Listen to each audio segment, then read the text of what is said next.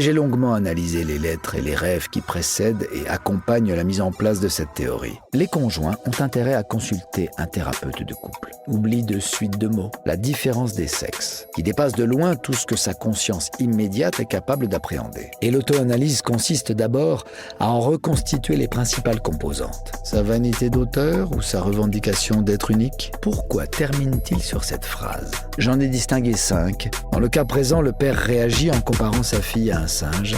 Cet état d'entre-deux eaux, page 51. Nous étions passés devant le nouveau funérarium de la commune où je réside. Une façon de lui rendre hommage. 6 mois plus tard, sa mère tombe malade. En profitant de ce qui arrive pour défouler des tendances inconscientes en positif, en ce qui concerne les symptômes secondaires, ils sont accessibles à l'auto-analyse, surtout quand ils sont associés à des circonstances précises. Dans la vie de couple, à mon avis, l'analyseur principal, c'est la vie elle-même.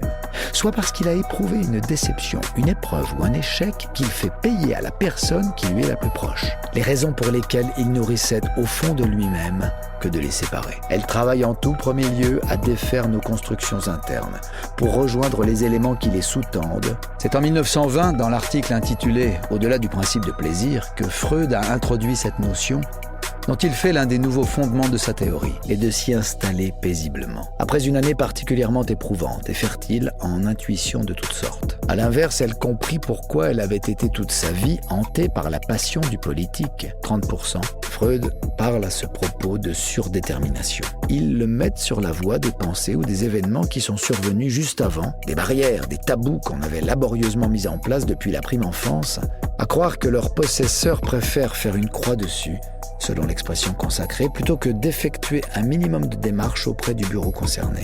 C'est alors qu'il s'intéresse aux vertus de la cocaïne. Rien. Le roman familial d'Isadora Day. Or, mon rêve y parvient de façon assez imagée, puisqu'il équivaut à dire « elles peuvent être mensongères ». Freud écrit en préface à la 2e édition en 1908 « Pour définir la psychanalyse des œuvres culturelles, pour désigner la méthode qu'il utilisait avec certains patients, un affect ne se commande pas.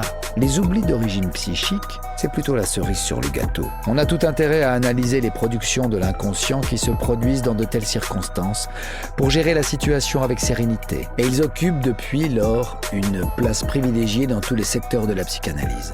Mais attention, c'est le syndrome du bon élève, en termes actuels. Malheureusement, quand on est parvenu à décoder patiemment les codes adéquats, il faut dire qu'il s'agit cette fois de linguistes. Les idées de contrainte, la tendance à la projection est trop forte. On établit ainsi très tôt un lien fondé sur une relation de sujet à sujet et une vue pulsionnelle, inaccessible, qui est directement au service de visées anciennes. Une recherche et une interprétation qui ouvrent la voie à une traduction actuelle, cherche à maintenir le statu quo envers et contre tout. Elle souligne en particulier que la plupart des lapsus sont dus à des erreurs de phonème, 90%. Il se rend vulnérable pour le jour où il devra cesser ses activités. À la vérité, elle aide à faire face à l'adversité, ne sois pas concerné, et représente une exigence constante, insistante, sans visage.